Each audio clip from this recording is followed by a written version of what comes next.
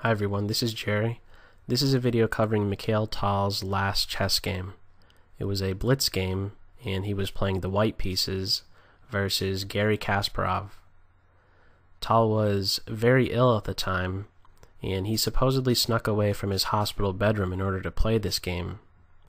He was so ill that just days after this game was played, on June 28, 1992, Mikhail passed away at the age of 55.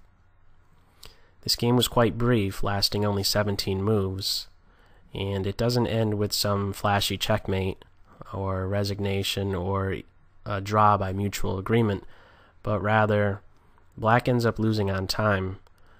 For this, the game really doesn't have a whole lot of instructional value, but instead I think this acts more so along the lines of a good piece of chess history. So as the game went, what we have is Tal opening up with e4, Kasparov responding c5, the Sicilian defense, knight f3 development, d6, bishop b5 check, signaling the Moscow or Rossolimo variation, knight d7, and pawn d4, signaling the open Sicilian, knight f6 development with an attack on the e4 pawn, and white just castles, offering this e4 pawn in exchange for possibly some play along this e file. Black declines this, instead makes the move pawn to h6, attacking the bishop. We have bishop takes knight, knight takes bishop, and white just continuing with development, knight to c3. Black follows suit with pawn to e6. You can regard this as a developing move because it's helping the f8 bishop develop. Bishop g5, development with an attack on the queen, and Black just gets out of the way and plays queen to c7. Rook to e1. This move is actually contemplating an eventual sacrifice by placing it opposite the Black king. Pawn takes pawn, knight takes pawn, and now we have knight to e5, a centralizing move. Pawn to f4, trying to chase away the knight, and Black actually ignores this threat and instead makes the move pawn to h6, an in-between move attacking the bishop.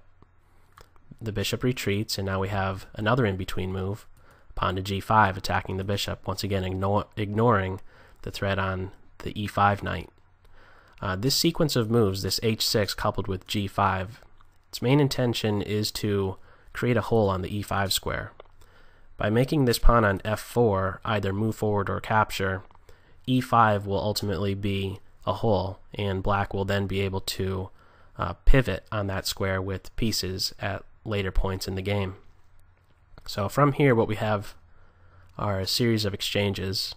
Pawn takes knight, pawn takes bishop, pawn takes pawn, bishop takes pawn, and now a typical Tal move, knight to d5.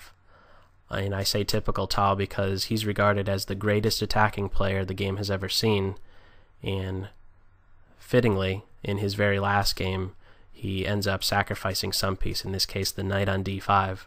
Black accepts this, pawn takes knight, and pawn takes pawn, discover check, and after king to f8, we have queen to f3, and Black ends up losing on time, and this acting as Mikhail Tal's last chess game. For those of you who are not watching this on YouTube, you can view this game by going to youtube.com/chessnetwork, and for those of you that are watching this on YouTube, I've posted a link in the sidebar where you can actually view these two players actually playing this game through. More specifically, if you watch closely, the first three moves made by each player, you can see their hand movements correspond with those moves. More specifically, the moves e4, c5, knight f3, d6, bishop b5, and knight to d7 can be seen. So I've provided that for you, and you can check it out if you'd like. That's all for now. Bye.